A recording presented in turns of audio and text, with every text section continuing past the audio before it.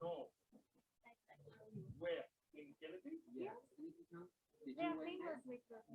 In for a long time. And Peter is an expert on distribution, how you're using distribution, technology for distribution, and in particular, something that we call OTAs, online travel agents. Okay, like Booking.com, Expedia, Elong, Ctrips, all of these things. Because distribution is absolutely critical. Technology is absolutely critical for distribution. So I don't want to spend more time. And Peter has written several books on hospitality distribution. And I'll leave the space to Peter. Oh, thank you, Dimitrios. Good afternoon, everybody there. For me, it's late in the evening, but I'm very glad to be with you guys tonight and to speak in Dimitrios's class. I'm going to talk a little bit, as Dimitrios said, about some of the challenges that we actually see working with online travel agents. And I asked you guys, or I asked Dimitrios to distribute a little case study beforehand about the Majestic Hotel Paris, just to get you thinking a little bit. So very typical business case. Normally I would get you to work on that, but obviously we've got limited time, so I'm not going to get you to work on that in this particular occasion, but we're going to use it as a basis for me to actually present some stuff. As Dimitrios mentioned earlier on, one of the things that we have grown up with, you guys have definitely grown up with, is the total integration of technology into our lives, into everything we do, into how we live our lives, into how we shop, how we buy things, how we do our banking. And for you guys, it's very, very intuitive. It's what you've always known. But as Dimitrios talked about earlier on, it wasn't always like that. He mentioned fax. I can go back further, Dimitrios. I've used a telex. I'm not sure if you've ever used a telex. I'm sure you know what it is, but anyway, so, one of the challenges we have in our industry, particularly if you talk about travel in general, and if you talk about the hotel industry in particular, is we don't like change. Change is dangerous. We do things the same way we've always done them. We have tradition, which can be good in some ways, but when the rest of the world is developing and when the rest of the world is moving on and the business models are changing, this kind of resistance to change is a big, big, big challenge. And we see this particularly in this area of distribution. And, in Dimitrios's class, you'll be talking about a whole load of different technological developments. There's a guy who I think you guys will all know, a guy called Jack Ma. You all know Jack Ma? So Jack, or Crazy Ma, as you guys call him, one of the things he talks about is the fact that opportunities lie in the marketplace. An awful lot of the technology that we're using in hotels is internally focused. We're collecting a lot of data, we're using it to run our operations, but at the end of the day, you have to reach out to the customer. You have to make sure that you're getting word about your hotel out to the customer. Now, I'm sure in your marketing class, you talked about the 4 Ps. So product, price, place, and promotion. Now, for me, when we look at the 4 Ps, of course, all of these things are important in the hotel industry. It's important that we have great product, that we match the product to the characteristics of the actual customer. We use price quite a lot as a competitive method, and I'm sure you've studied revenue management, you've talked about revenue management, and you've talked about pricing strategies and things like that. You'll probably do an online marketing class, but for me, the key issue is place. And what do I mean by place? I don't mean where the hotel is located. What I mean by place is where can you buy the hotel? What is your strategy for putting your hotel in front of the customer that's likely to buy your hotel? Now, there's a few reasons why it's important. One of them is that travel products in general, and particularly hotel rooms, are perishable. What do I mean by that? I mean that if you have rooms available for tonight, so you guys are, it's 8 o'clock in the evening in Hong Kong right now. If you've got vacant rooms in your hotel tonight, you know what? In all likelihood, those rooms are not going to get sold, and you're going to lose the revenue from those rooms. For me, I think, well, first of all, if you're doing your job properly as a hotel manager, and if you're doing distribution properly, you shouldn't be arriving at a position where at 8 o'clock at night, you've got multiple rooms still available. Maybe you keep one, which you're going to sell at a very, very high price. But what you should be trying to do is you should be trying to manage your portfolio of distribution channels in order to make sure that you sell that room at the last minute at the maximum possible price. Why is this important? The second characteristic of hotels is that they have high fixed costs. So what's a fixed cost? A fixed cost is a cost that doesn't change in respect to volume. And if you look at hotels, the big cost that they generally have is the real estate cost, paying back the loans on the real estate. And you know what? You have to pay back that loan. You have to pay your real estate cost, irrespective of whether you're running at 10% occupancy, or you're running at 60% occupancy, or you're running at 90% occupancy. You know what? You pay back the same amount.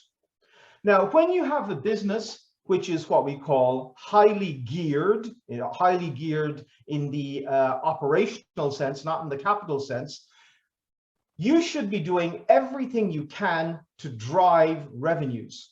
So if we take this room which at 8 o'clock in the evening right now in Hong Kong is not sold, if you can, you should sell it for a very, very high price if somebody walks in and says, I desperately need a room. But if you can't, you should do anything in your power to sell that room at practically any cost. And in fact, if you do the maths on it, the cost that you should sell it at is anything above variable cost. And these two characteristics, the fact that the hotel rooms are perishable and the fact that we've got highly operationally geared businesses, make distribution really important in the hotel sector. And your objective as a distribution manager, as a revenue manager, as a sales manager, as a general manager, is to sell every single room in your hotel every night at the best possible price that you can get for that particular room. That's what you're actually trying to do. And that's what we call distribution. Distribution is that process. It's getting the right information to the right people at the right time to allow them to pick your product, and then providing them with a mechanism to actually make the booking and to pay for that product. And you're saying to yourself, hey, this is easy. You know, we've been doing this for centuries. Well, we haven't, actually. It's relatively new. And if you think it's easy, okay, for hotel rooms these days, generally you can book online and get instant confirmation. Take the example of a meeting room in a hotel. Okay, that's something that you should be distributing as well. There are very few hotel companies that will allow you to go on their website, identify a meeting room that you would like to book, add in your coffee break, add in your audio visual, and then put in your credit card and make that booking and allow you to show up and actually use that meeting room. Why? Because it's actually a bit more complex. And what they want to do is they want to make a request for proposal, and there's a delay. So distribution, it's very, very simple in theory. In reality, it's quite complicated. One of the challenges we have in the travel industry is that the network of channels through which bookings actually flow has become very, very interconnected and very, very convoluted. Now, this is a diagram that I did for one of Dimitrios's projects, the Encyclopedia of Tourism. And this is just talking about indirect distribution.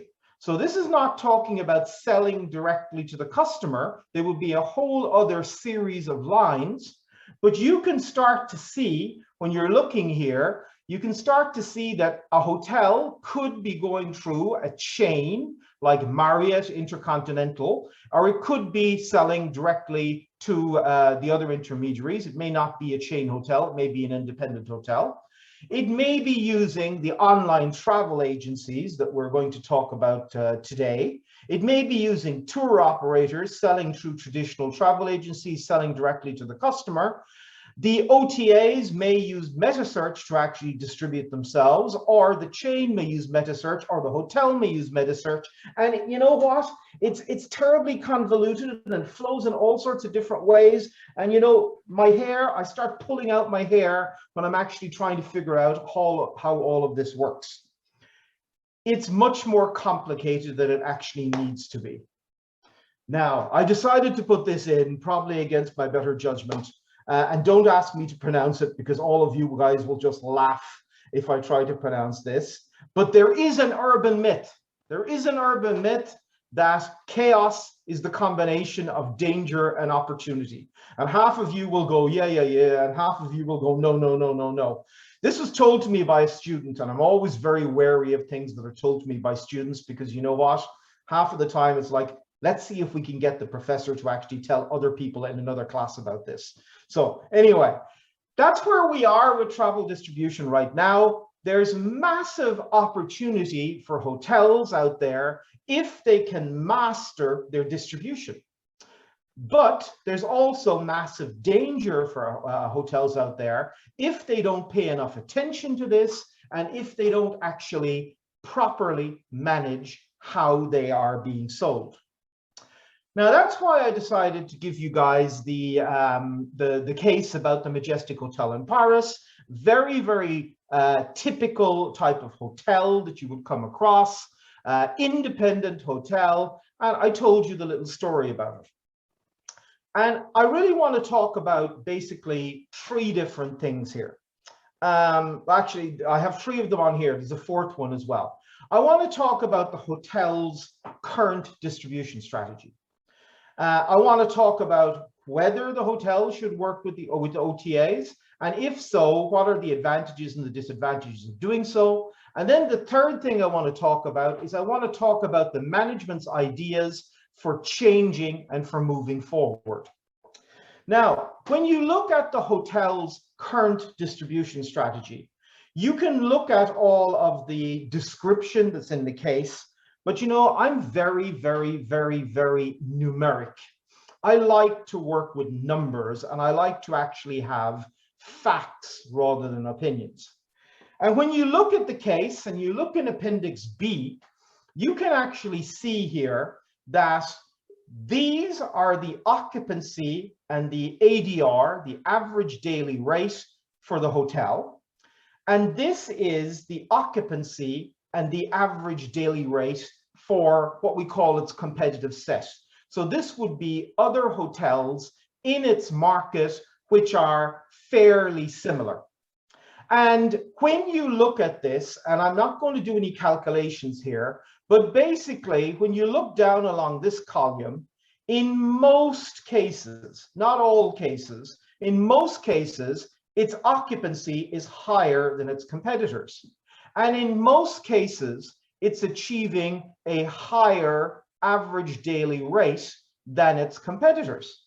So, you know, even though some people might say, because this hotel is often running at, you know, 54, 56, 61, 55% occupancy, it's not being well distributed. But it depends what you're comparing it to. So if you're comparing it to other similar hotels in the marketplace, you know, even though they don't pay a lot of attention to distribution, they seem to be doing something right. But there's a problem. And the problem is this. When you look at how they're actually selling their rooms. So here are basically the four methods that most hotels use to sell their rooms. I'm oversimplifying here a little bit, but you have direct, which is somebody walking into the hotel or contacting the hotel directly. You have tour operator, where the tour operator will commit to a block of rooms in advance and bring tour groups. You have their own direct website, so the majestichotel.com or majestichotelparis.com, whatever it is. And then you have the online travel agencies. And what most people analyzing this case will realize very, very quickly is that this bottom figure has basically grown by over 50% over a 5-year period. So they are driving more and more and more of their bookings through OTA channels. And if you look here, the net revenue that they're actually getting is lower than they get if they were actually practically any other channel. Tour operator is an exception. And this is a worrying trend. Another worrying trend is the fact that their own direct website is going down and down and down. They're generating less and less bookings through it, and they're generating less bookings through their direct channel. Now, the one that most people... Peter. Just give me 1 second to ask them if they follow. Okay. Because I'm not sure they follow. Do you follow? They follow, Peter. That's very good news. Okay. Do you know what is net ADR? Okay, they are very good. Okay, keep going. So this is after commission. So here, if somebody comes in and they pay directly at the hotel, they get 109. For the OTA, they only get 86, but the OTA is adding their commission onto that, which would typically be in the region of, let's say 20%. So the OTA would be charging 86 plus 9 plus 9, 94, 104, 105, somewhere around there. And so these are averages. So what we're trying to do is we're trying to maximize as much as we can the direct bookings, because it comes to us with a very small distribution cost, while the OTAs give you exposure and distribution to big market, but cost you 20+% of your revenue. Sorry, Peter. Okay, so listen to Professor Dimitrios there, because I'm going to totally contradict him in a minute. Okay, I'm going to totally disagree with him, but that's normal for me. Don't worry. So what most people agree with is that there's too high a proportion of OTA business. And the reason they perceive there being too high a proportion of OTA business is very simple, because at the end of every month, the financial controller or the general manager or the owner of this hotel has got to sign a big fat commission check to Booking.com or to Ctrip or to whoever it happens to be. And that cost is very visible. They see it. And in fact, if you go and look on their income statement, you can see it here. There's a very large figure here that's actually being deducted from their rooms revenue, and it's very visible. And as a result, this idea of OTAs growing, it scares people. So what's your alternative? Your alternative is you can try to go it alone. You can set up your own website and you can try to sell to the customer directly. They've already done this. They have a website. It's not working. Why? Because how do you find independent hotels? If you are going to Paris, you may decide you're going to stay in a Marriott, and you will go to the Marriott website and you will book. But if you were wanted to stay in an independent property, you would have a big challenge finding an independent property that meets your needs. Now, in the Western world, we would go into Google and we would search for hotels. The problem is, of course, in search engines, you have this paid search engine marketing. Here you can see, okay, I'm searching for a particular hotel. It does come up first, but you can see online travel agency, very, very present. And we'll talk more about this a little bit later on. It's very difficult to gain visibility. So I suppose the question is, they're working with OTAs. Should they work with OTAs? What are the advantages and the disadvantages? Now, Professor Dimitrios there a few minutes ago, he started talking about some of the advantages. One of the advantages is visibility. Visibility in front of desired customer groups. So, for example, one of my former students was the distribution manager for a French company called Louvre Hotels. And he wanted to get more Chinese customers. And when he wanted to get more Chinese customers, well, trying to do that directly, it really wasn't going to work. Okay, they didn't have the descriptions of their hotels in Chinese. They didn't have the technology to actually be able to accept Chinese credit card payments. They were talking about setting up a website when obviously what they needed to do was they needed to be on WeChat. So it just didn't make sense for them to try to do it directly. What did they do? They went to Ctrip, they signed a partnership with Ctrip, and they became available in front of the Chinese consumer. I won't say overnight, but practically overnight. Now, the second advantage is pay per performance. What do I mean by that?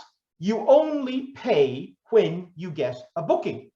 And this is totally different to practically any other sales and marketing effort that you might actually make.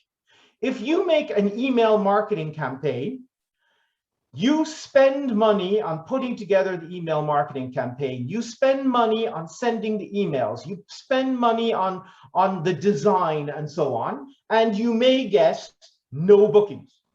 So you end up with cost and no bookings. With online travel agencies, you pay a commission for every booking delivered.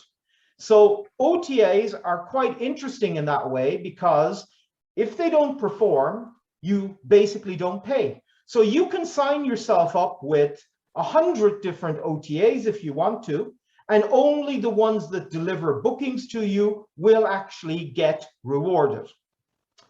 Third advantage is what we call the Billboard Effect. What do I mean by this? If you're present on the OTAs, customers will find you on the OTAs. And when they find you on the OTAs, what they will do is they will look for your direct website, or look for your social media presence, or look for your WeChat presence. And as a result, they may end up booking directly. And if they do book directly, as a result of the billboard they got on the OTA, you don't pay. You only pay if the booking goes through the OTA. And then the OTAs also work with properties to provide them with more up-to-date technology and also corporate intelligence. Because the online travel agencies, they don't just know what's happening at your hotel, they know what's happening at other hotels. So they can say, hey, Peter, Paris is 80% full next Saturday. You should put your prices up, because we're fairly sure that you will sell because the market is so busy. OTAs are great. Well, no, some people don't think they're so great. The biggest thing that is seen as a disadvantage is the perceived cost. So it is pay per performance, but they charge a commission. And that commission, depending on the OTA, can vary from anywhere from 17 to about 25%. Okay, 17 to 25%. Is that a lot to pay in order to distribute your hotel room? It depends what you're actually comparing with. The problem is it's very visible because they have to sign that check. And then what are they comparing it with? Oh, people just find my hotel organically. They just happen to stumble across it. There's nothing to compare it with. So maybe we should try and find something to compare it with. Now, the third question I had was whether the ideas being put forward by management to decrease the dependency on OTAs Yeah, just 1 second, Dimitrios. I finished the sentence. Were they likely to be successful? Go ahead. I just want to disagree with you, right? And this is a disagreement that we've had for 15, 20 years now, and it's quite funny. What Peter is saying is that you don't have a chance to go direct. And therefore, the cost of distribution through OTAs is cost effective. No, that's not what I'm saying, Dimitrios. Go on. I am saying that if you choose to go direct, you need to be prepared to pay the cost.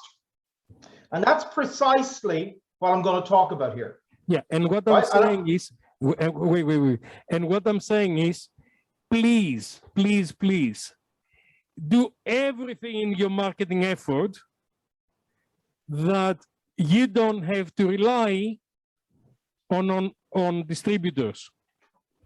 Make absolutely all the effort to go direct and reduce your distribution costs, because 20% distribution cost is quite a lot. And if you're in Europe, you've got 20% distribution cost, you've got 40% labor cost, you've got 60% before you open the door. And here's where I disagree. I'm gonna show you, Dimitrios. Okay, I'm gonna prove it to you. So Nicole had this idea that what they needed to do was they needed to drive more business directly by investing in paid search engine marketing. Okay, so let's look at the cost of driving that business directly. You all know what paid search ads look like. This happens to be a Google one, but it's on every different search engine. How does it work? You create an ad and you pay a fee for every click, for every customer that clicks on that particular ad. So I'm just using 50 cents here. I'm half a euro, 50 cents, we'll say 50 cents as an example because I can do the maths, okay? I'm not saying it's 50 cents. It's the example to show you how to do the maths. Right, so 4-star hotel, Hong Kong. If I want to bid on that in Google, let's imagine it costs me 50 cents to actually bid. If somebody clicks, I pay 50 cents per click. Is it worthwhile? The answer is, of course, it depends. And what does it depend on? It depends on this magic metric, which is called your conversion rate. What's your conversion rate?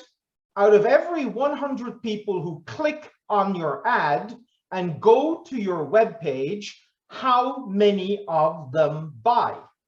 Out of every 100 who click on the ad and go to your website, how many of them buy?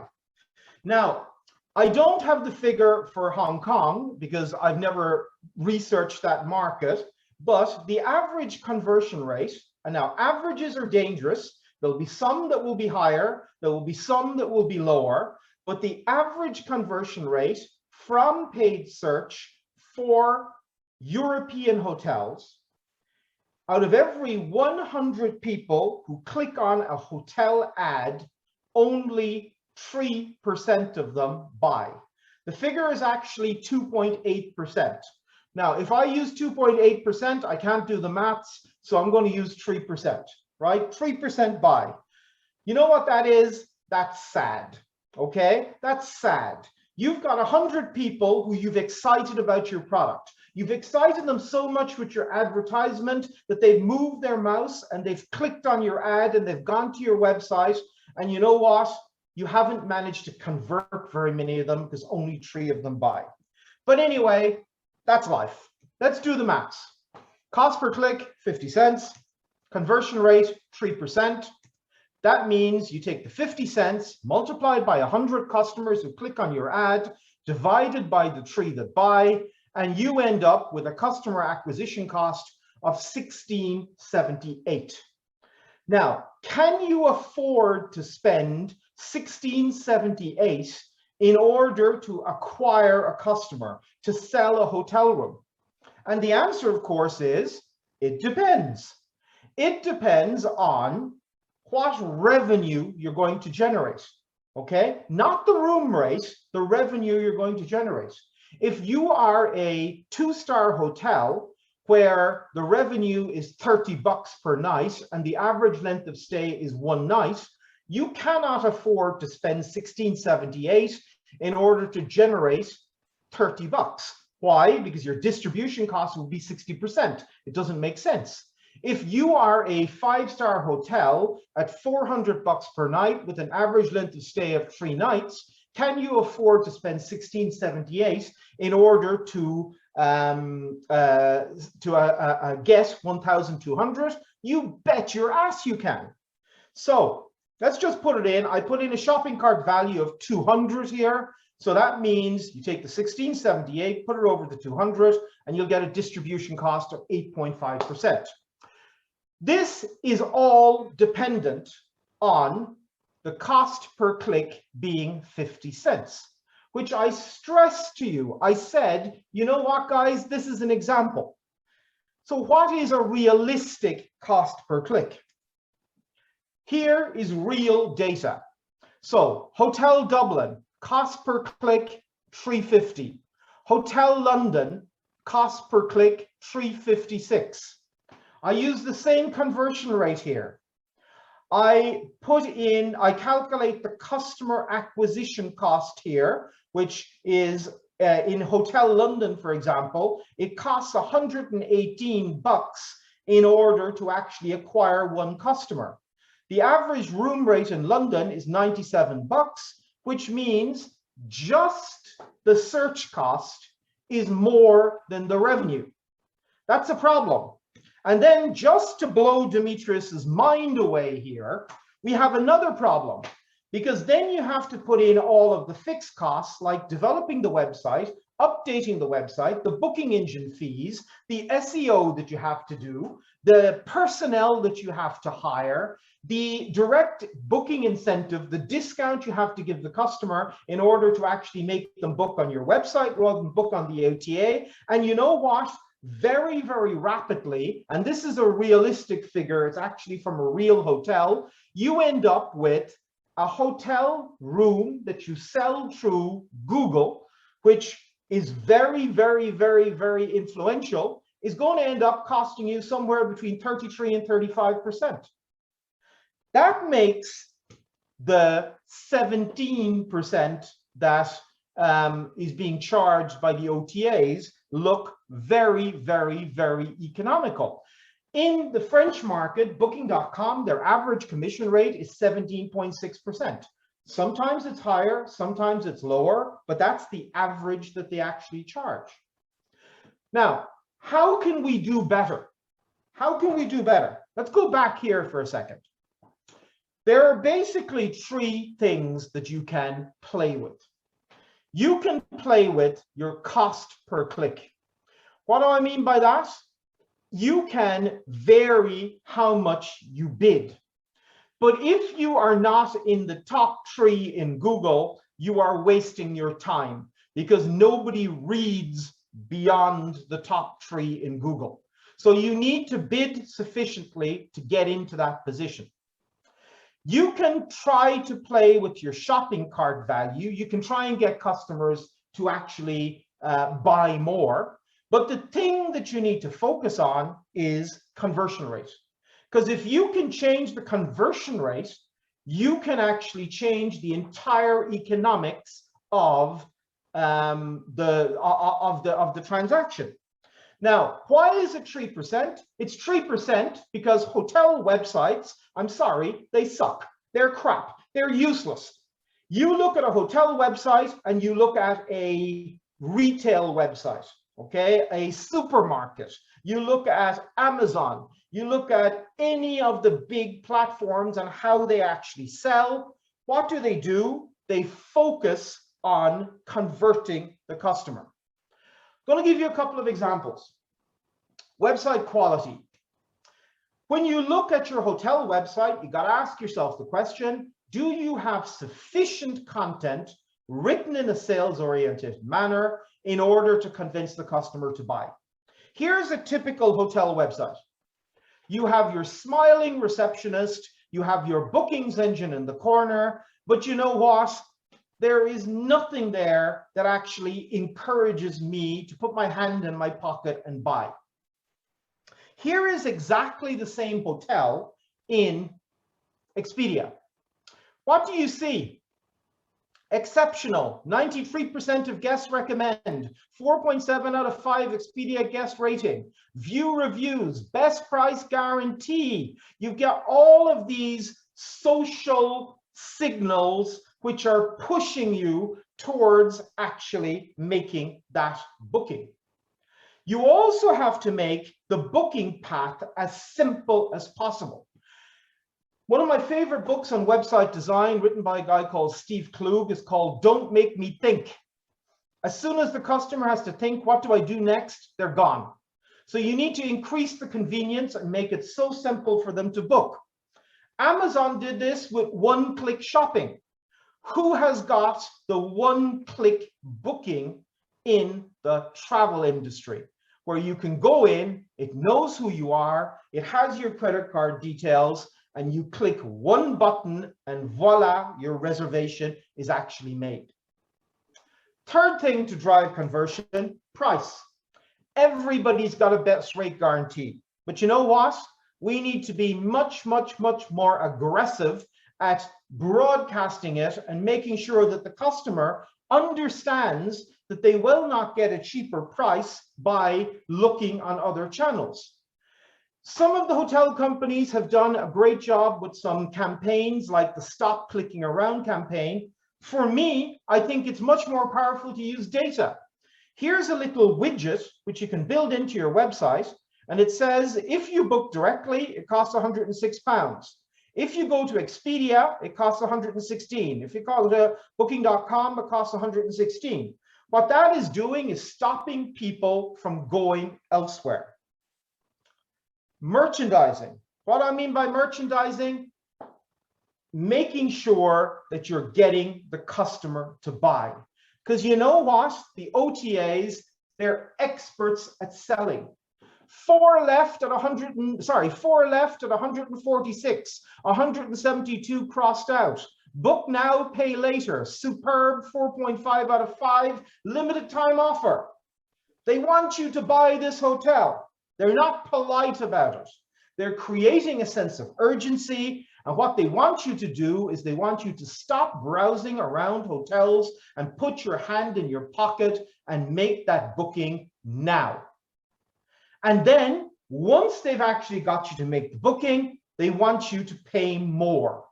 And what they will do is they will try to upsell you. Here's an example.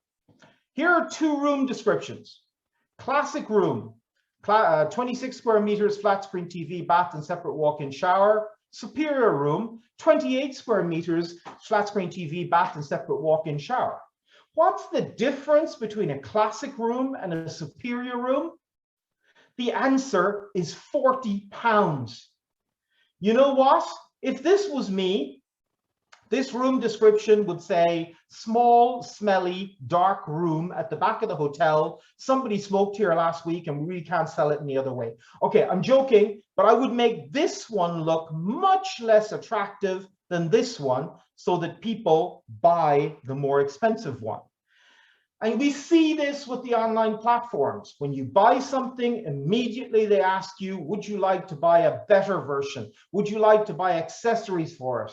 The idea is not just to get you to buy a cow, but then to get you to buy a better cow. And once you've committed to the better cow, they want to sell you accessories for the cow so that they're bringing up their basket value and changing around the economics.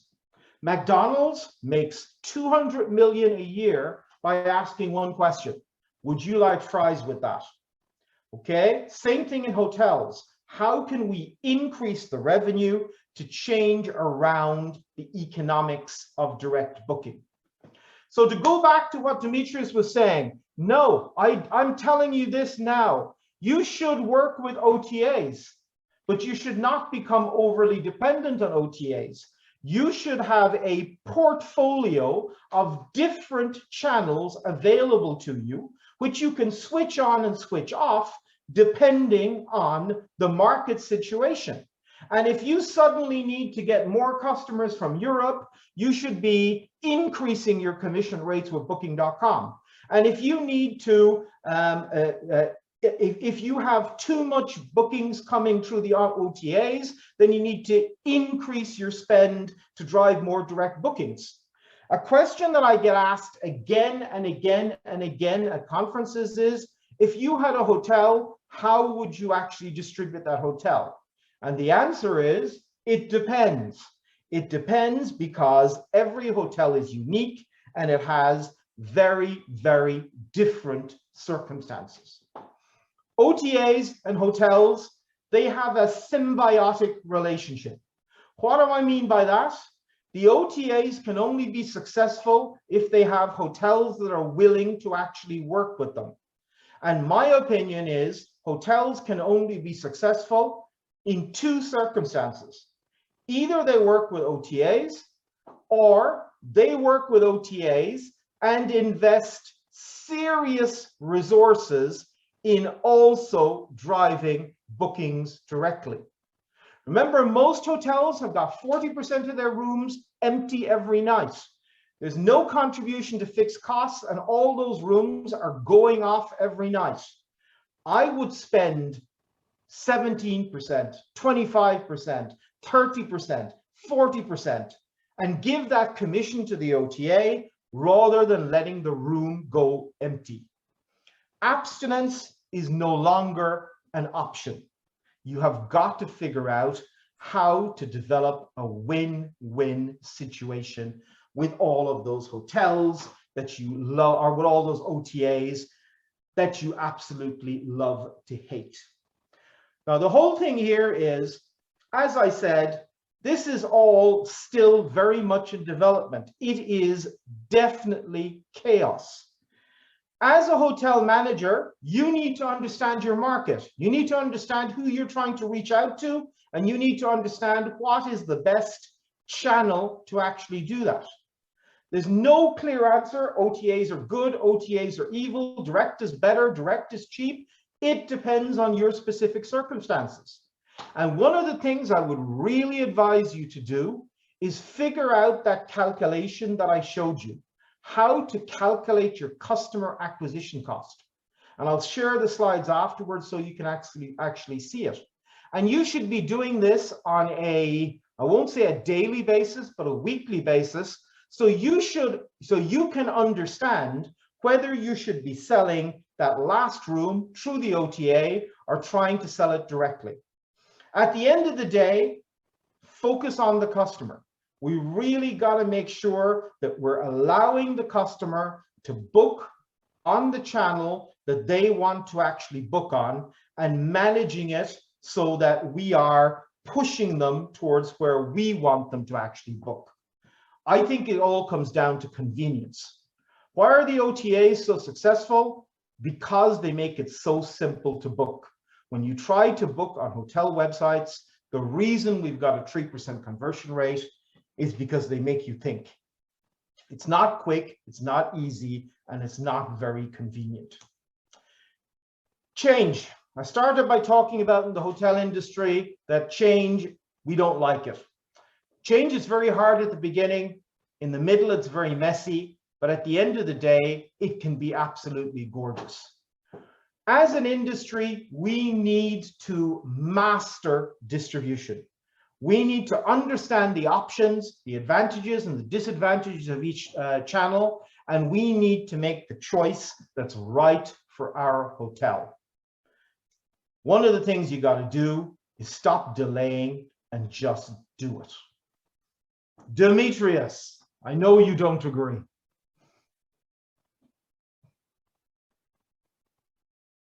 Can't hear you, man, if you're talking. Oh, you are. I do and I don't. I think have you finished with that, or can we get yeah, okay, great. Thank you, Peter. That's fantastic. Absolutely incredible. We disagree with about 40% of what you said, and we agree with the 6%. I think the critical thing is to find out what distribution mechanism and distribution mix maximizes your yield and your strategic positioning. And that we agree with. Yeah. But Dimitrios, when we yield in the hotel industry, we maximize the top line, not the bottom line. Explain that to me. When we do revenue management in the hotel industry, we maximize sales. We don't maximize profits. But So that's the thing. You really need to look into sales minus costs. Because yeah, fully agree. Yeah, total revenue management, you know, just look into the net profit at the end. Because if it costs me so much, I've got two problems with distribution, online distribution and offline distribution in the old days. One is that your market can walk, because the minute that, you know, the hotel next door start promoting, reducing the rate, or it's increasing, what Booking.com is doing, it's going around the hotels saying, okay, I'm going to do a special deal for my Genius customers. And if you give me that kind of override, so instead of 20%, you pay me 30%, you'll be optimized, will be higher, right? So what's happening is, before you know, you end up in a war, a price war, that is eating into your profit margin. And before you know it, you're working for nothing. I would disagree with you, Dimitrios, there, because as I said, most of these hotels are running at 60% occupancy. So any room that they're selling extra is actually contributing to their profits, not diminishing their profits. So the number of hotels that you can find, even pre-COVID, that are running at 90–95% occupancy, and where this is a problem, it's few and far between. And they're already being professionally run. So as a result, you know, they know what they're doing. They know not to get involved in this game. Okay, let me ask for questions from the students. Hey, we've got 3. Hello, my name is Fatima. I'm a student from Peru. I actually worked in revenue management in some years of my life. And yeah, no, I don't. I don't disagree with you. I think that OTAs are a great enabler for customers to know independent hotels and hotels that may be from that country. And if you're trying to get customers from outside, it is important that you are in OTAs. I think that they can give you, if you have the right elements in your website, maybe like a loyalty program that could be compared to the Genius, for example, you can attract those customers and make them book through your website too. So yeah, about loyalty programs, that was my comment. Anyway. Fatima, I don't want to get into a discussion on loyalty programs because we could be here all night, but I don't think loyalty programs actually exist in the hotel industry. We have reward programs. We don't really have loyalty programs. The only loyalty program that I've come across in the hotel industry, which I think works, is the one from Citizen M Hotels. And basically what Citizen M says is surrender your data. Okay, they say it in a nicer way, but they basically say, give us your data so we can track you and we can market to you, and we'll give you 10% off the lowest available rate for the rest of your life. Okay, so the benefit is very, very clear. You don't have to stay 9 times to get 1 room free. Basically, next time you book, they'll give you 10% off. And it's very, very clear on both sides. You're surrendering your data. They're going to make sure that every time you go into Google and you type in a city that they have a hotel in, they will retarget you for about 3 or 4 days on Google, on websites, on social media, to make sure that you're actually coming back. And of course, because you're getting 10% off, you probably will come back. But then you have hotel companies like, Hilton Honors, which say, you know, if you stay with us 172 times over the next 5 years, and maybe the wind is blowing in the right direction, we'll give you a free t-shirt. No, that doesn't work. Yeah, but my thought, well, not necessarily at loyalty programs, but the point is that the OTAs gives you the window to attract the customers to your website. So you need to have a good website so that they can buy from you.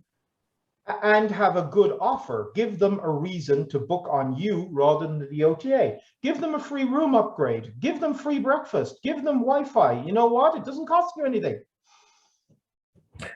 Now, the thing that you said, if I'm an independent company and someone finds me through Booking or Expedia and they make the first booking, I'll make sure that ever since then, they'll come directly to me. So coming first time is wonderful. Once they get to know me, I'll give them the incentives to come directly to me. Agree? Yeah, definitely. And you know what? If you listen to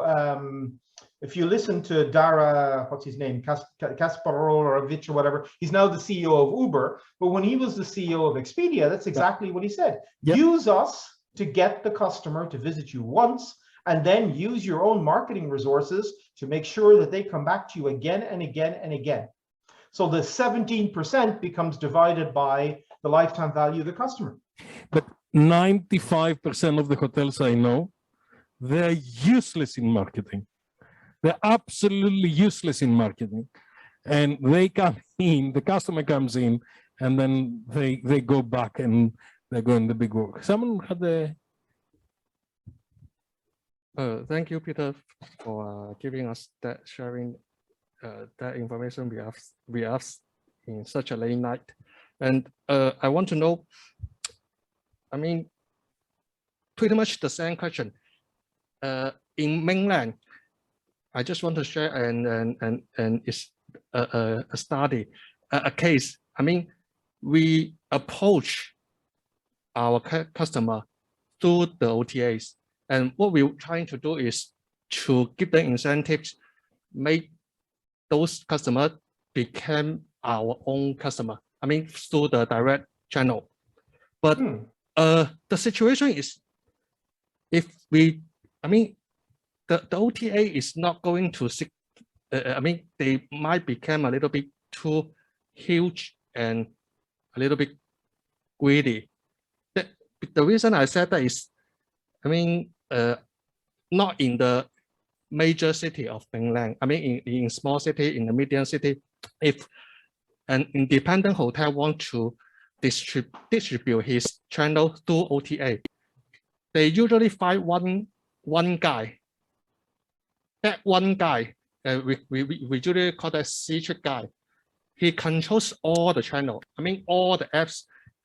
You imagine there were many channels. They were competing with each other. But the fact is, it's not the case.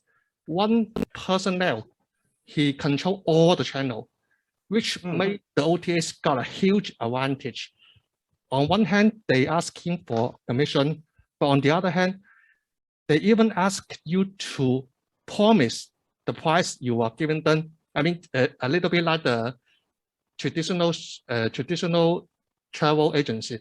They are asking you to provide them with the lowest cost that ensure you not able to develop your own customer, because your direct channel price is always higher than the OTA price, and they seem to be a little bit invincible.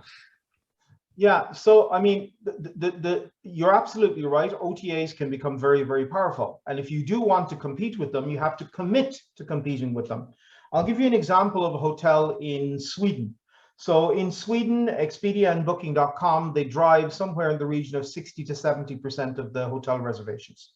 Okay, so they're very, very, very powerful. New luxury hotel opens up, doesn't want to get into this game.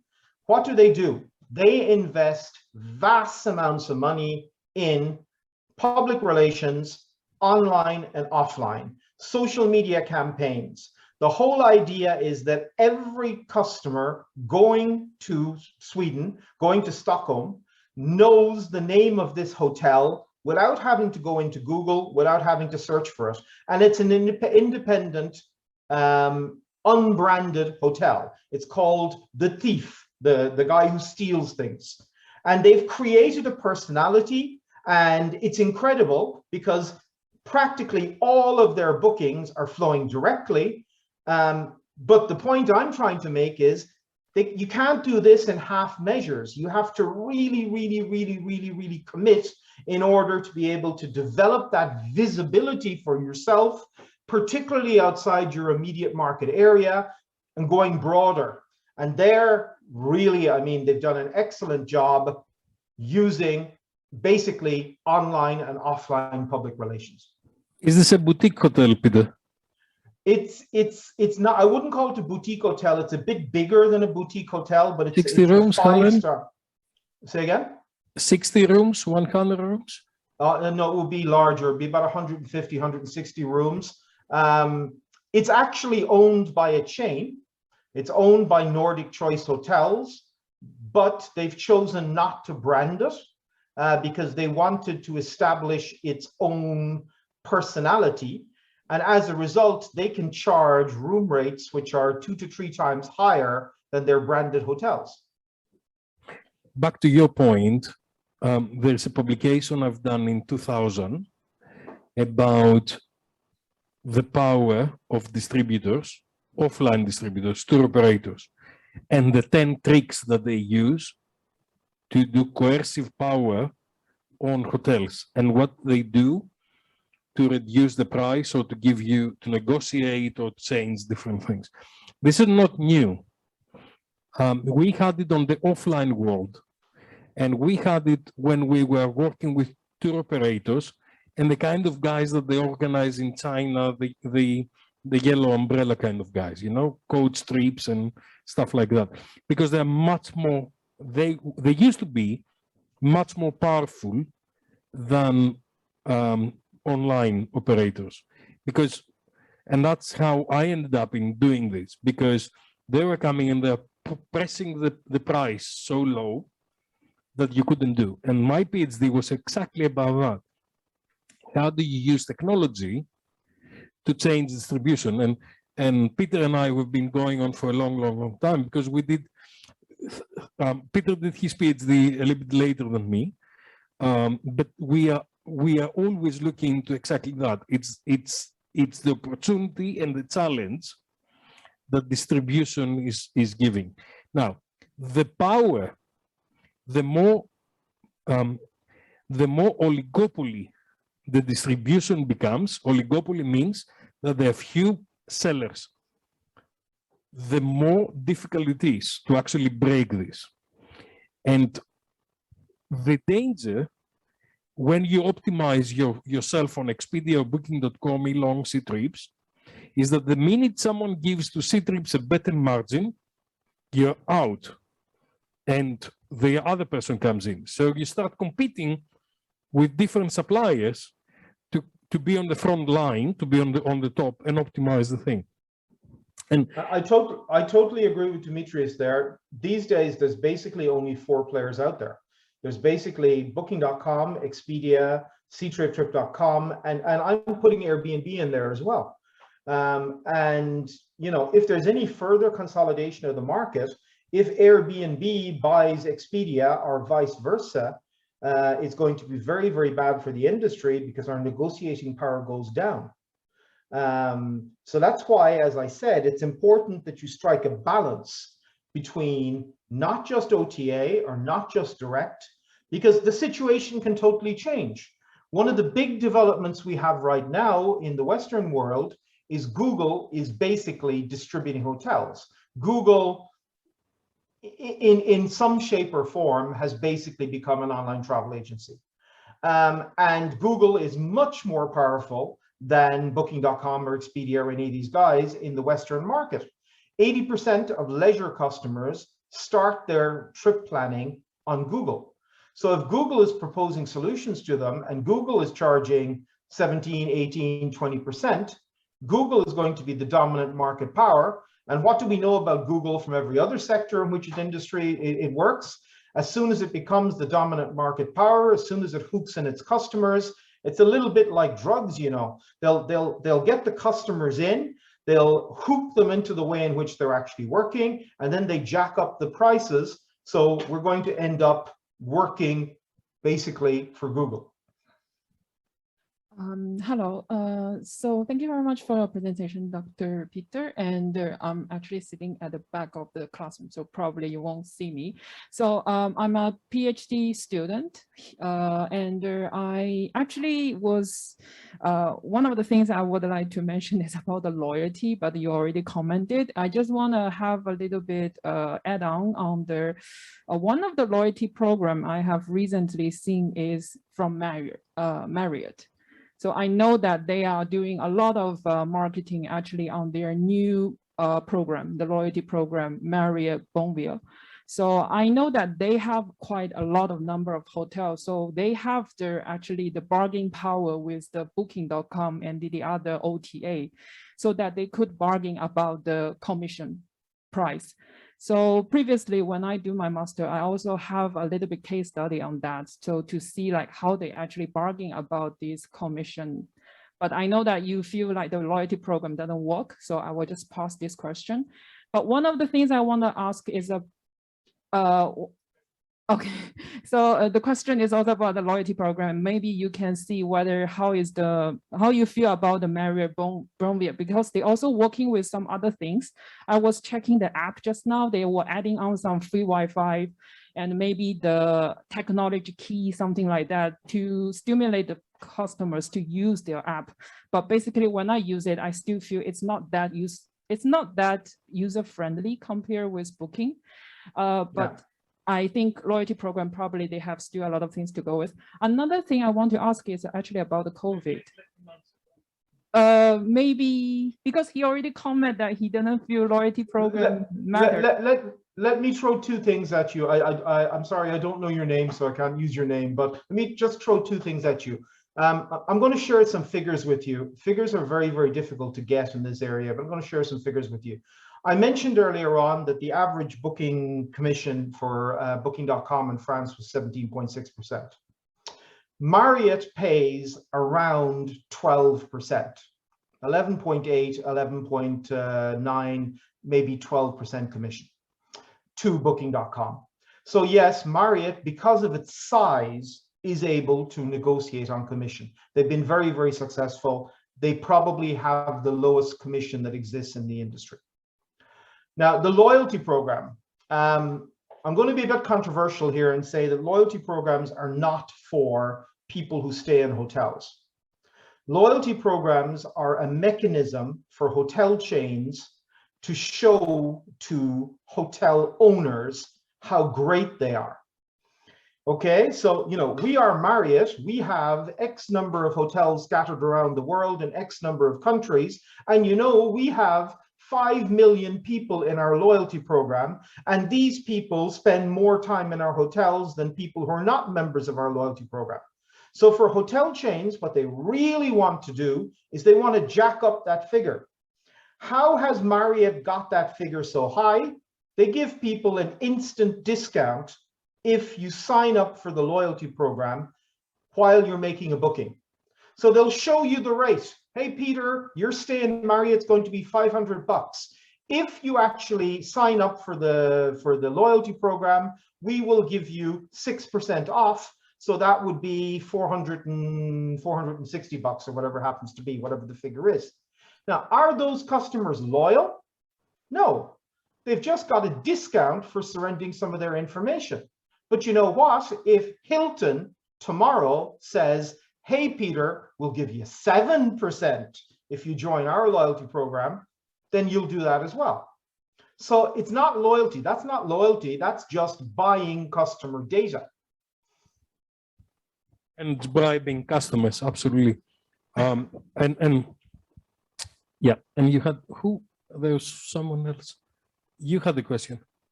So. Okay, thank you for your presentation, Peter. I just would like to ask regarding with your previous answer about how the customer book the hotel directly. Actually, most of the customer would like to book in Ctrip because of that is a one-stop app. So it's pretty convenient for the customer to make a like bundle part to just make the reservation directly with a bundle products, including train, flight, or hotel. So, and the apps, I mean, the Ctrip, they also provide some like discount or their coins to the customer when they book the next products as well. So regarding with this, especially for those independent hotels, like small size, how they still to attract the customer if they have like limit marketing budget. Thank you. So think about this for a second. Every hotel that you, or sorry, every airline that you book with will try to sell you a hotel and car hire. Every car rental company that you book with will try to sell you a hotel. Very few hotels will try to sell you car hire or airline or train tickets or insurance or anything else. And that comes back to this idea of change. We think we're in the accommodation business. We should be in the traveler satisfaction business. Experience. And yes, experience. So how can we actually make it more convenient, easier, cheaper, faster, sexier to actually book through us than booking through the OTAs? That's how you will increase your conversion rate, and that's how you will change around the economics of direct bookings. And why do airlines and rent-a-car companies and those people are doing that? Because whoever owns the eyeballs of the customer owns the customer. So wherever you are in the travel ecosystem, whoever grabs you first owns you. Okay, so if you are on airlines, and you remember what I said 2 or 3 weeks ago, that it's the first big decision is the airline. So when they grab you, then they are selling you at the back of that. They'll sell you rent-a-car. Why do they sell rent-a-car? Because they've been pressurized to reduce their fares, the airline fare, but they get from rent-a-car, what's that, 35–40% commission? Rent-a-cars are paying significant amount of money on commissions. Now, because of COVID, most of the rent-a-car companies have sold all their fleet, which is a different story, but most of the rent-a-car companies are paying significant commissions. So airlines ended up having more benefit from renting cars at the back of the ticket rather than from the ticket itself. And Peter is absolutely right. Hotels need also to take the position of selling you a whole range of other things, especially on location through concierge. So theater tickets, restaurants, all of these things, we should be bringing them in and we should be selling them. And some of these things can actually be offered through partnership instead of commission to direct booking customers. So when what I'm doing in hotels, I'm helping is to say to people, look, if you book directly with me, I'll get you tickets on the theater that there's no other way that you're gonna get it because I can get them. So it's that kind of value co-creation that you do. Thank you. Hi, Peter, I'm Gary. There's a question I'm always concerning about because I have owned a restaurant business before COVID-19, and I'm concerned about the OTA. And I have put my restaurant online, but I find I have to compete with other restaurants within 3 kilometers or 5 kilometers. It's a big problem because I have to cost per click, and I have to bid, and I have to monitor the competitors, how much they bid online. I have to bid more so as to customers could see me within the top 3 or top 5. So the charges are ranging. Yeah, it's different from my offline marketing strategies, such as the businessman, the family strategies. I can control my cost. So, and when I do that, I find I paid a lot. I pour a lot of money online. So it did bring me a lot of customers, but also bring me a lot of labors in my restaurant. In mainland China, yeah. about per click about 2 Chinese yuan, Chinese yuan, about 3 Hong Kong dollars, yeah, per click average, but it's always higher than that.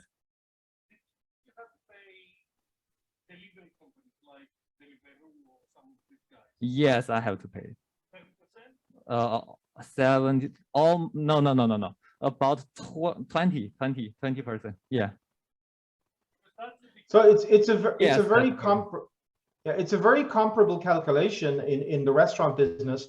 20% for the delivery companies, by the way, is fairly low. In Europe and in Australia, delivery companies take somewhere between 35 to 40% of the revenues.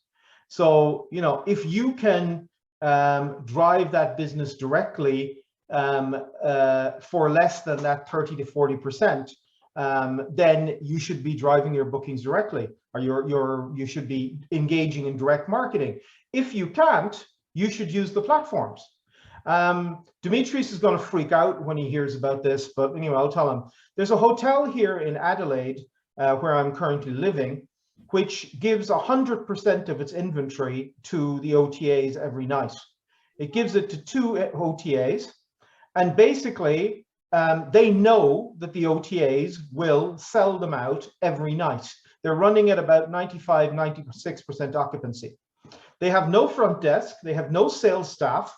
Basically, it's a 3-star to 4-star hotel that is now basically automated.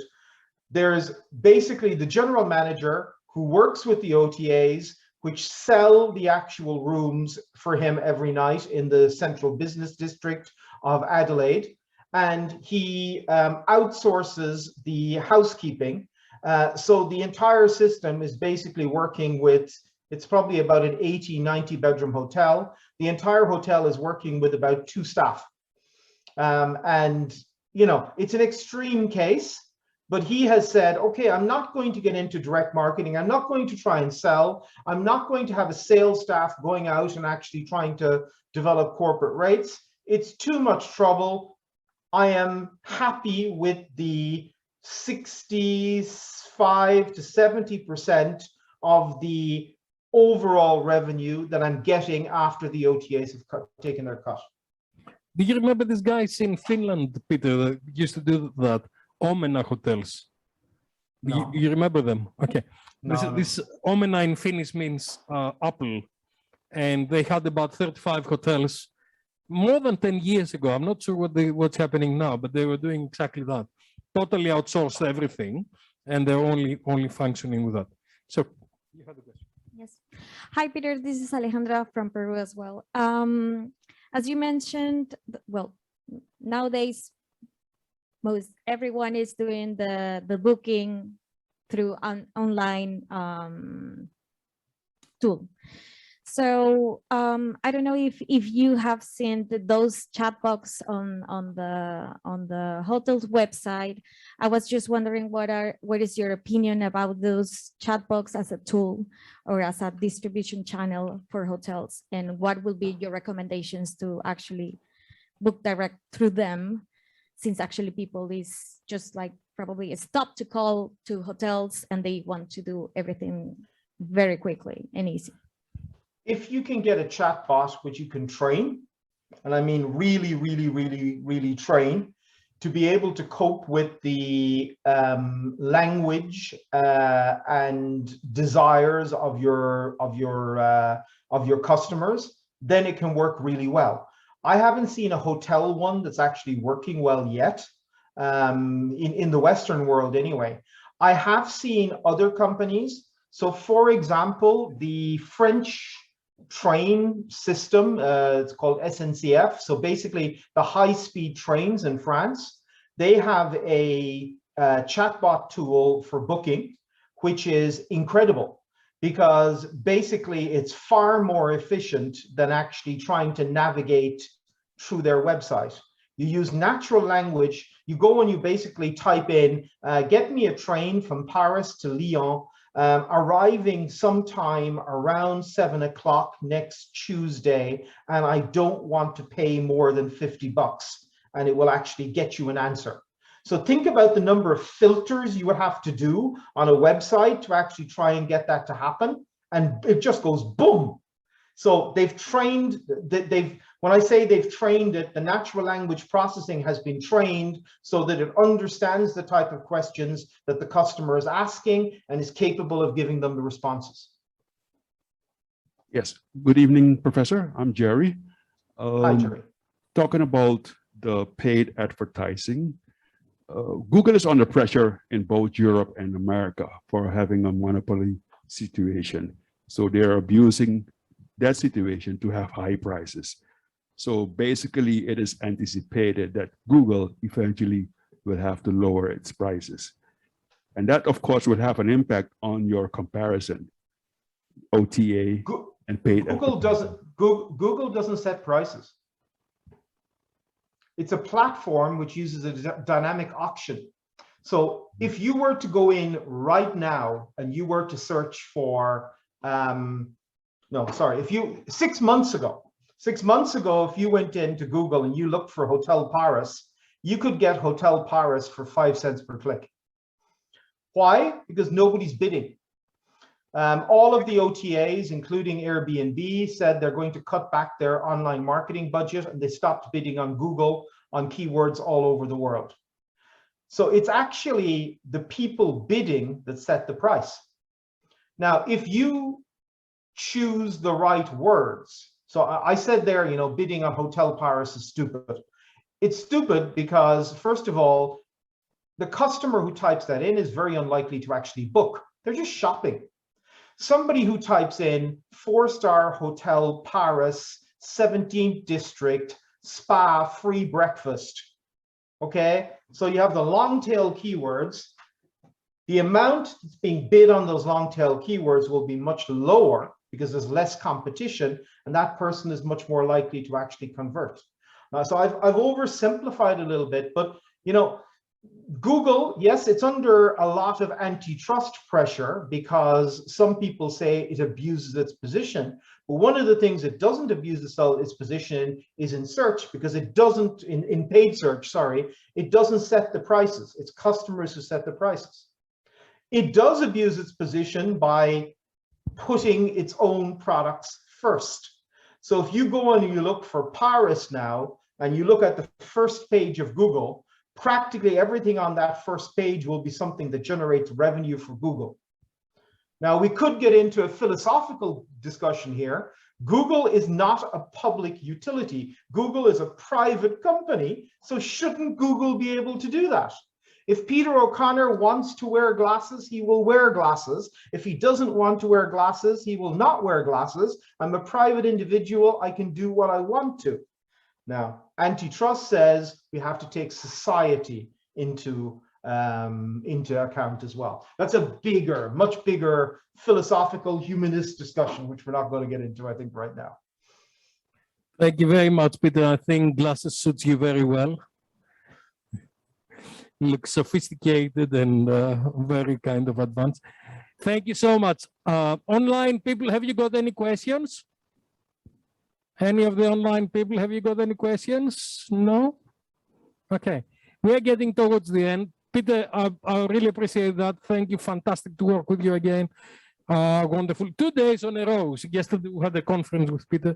Today we've got that. We need to do something for tomorrow, mate. Okay. Hold on. I have a Jason, Jason has a question. I can see a hand with Jason. Jason. Go, Jason.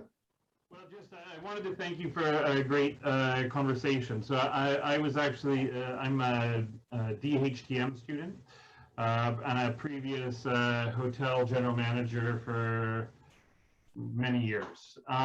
So yeah, a very interesting discussion. Can you hear me clearly? Yeah, perfect. Yeah, perfect.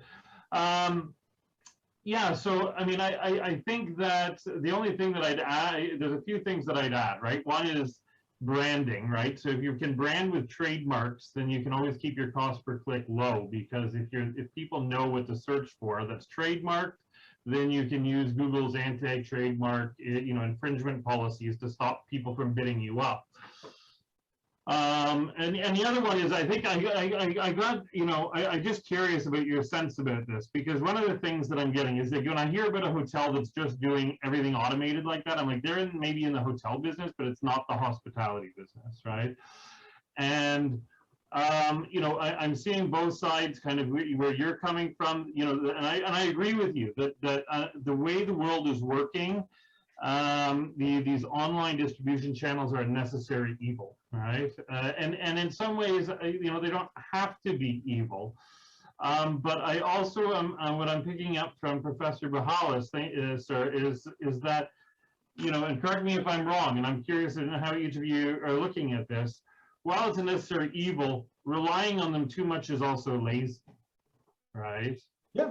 It lets you off the hook if you're just like, I'm just gonna let them drive me my business, rather than work hard to impress my guests and to make them happy and to tell their friends about it and to try and drive them myself, right? Absolutely. What both of you would have to say about that comment, and I'll leave it at that. Thank you very much for your time. Absolutely, Jason. You know, this guy who's got this hotel in Adelaide is very, very lazy. And he's putting himself in danger, because it has happened in various markets where, you know, OTAs who are very, very dominant have said, okay, guys, you were paying us 17%. From tomorrow, you're going to pay us 27% or 30%. And if you don't like it, go scratch yourself. If that happens in the market here, this guy is screwed because he has no backup plan. And I would agree with your point as well. This guy is not in the hospitality business. This guy is in the place to stay business. And his customers are people who are traveling probably 4 to 5 days a week. They're basically road warriors. They're coming to the city on a tour of cities.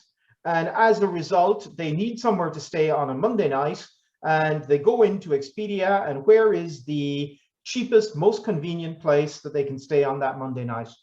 They're not looking for additional services. They're not looking for a welcome. They're basically looking for a clean, comfortable, acceptably priced bed. So, but you know what? There's different elements to the hospitality industry. There's the low end and there's the high end. There's high service and low service. But it's very dangerous to depend on that. Once I was on a car, I was driving with a friend of mine who owned medhotels.com. And at that time, it was early days, but one of the hoteliers was found to discount on a different channel. In about 12 minutes, he was offloaded from the system. He disappeared from the system, and he was penalized for 25 days. He didn't get a single booking out of medhotels.com. So he can kind of remember next time not to do the bad thing. So it's a huge issue. Guys, I don't know if you realize, but we can discuss distribution with Peter all night long and the rest of the week. But I think, what time it's in Adelaide, Peter? It's now midnight, my friend. Oh, you're such a brilliant man. Peter, thank you very much. Really appreciate it. Cheers. Thank you. Ciao. Bye-bye. Hey, good care. Bye-bye. Thank you. Fantastic. So I hope you enjoyed this. And now we see Jason. Big. Now, what I hadn't realized is that a lot of DHTM students are taking my class, which I'll charge you extra for that, and I'm paid in beer or wine. Okay. Did you enjoy that? Okay. It's always fantastic to work with Peter because we often disagree. And sometimes we fight, but that's fantastic because we always kind of learn from each other, and we've worked many, many years together. And Peter is one of the most knowledgeable people on distribution and online distribution. The thing is, when you look in the offline distribution, where I started from, things were much more difficult. And they were much more difficult because you didn't have the online version. And I got in because I really wanted to find online distribution. I started doing online and digital in 89,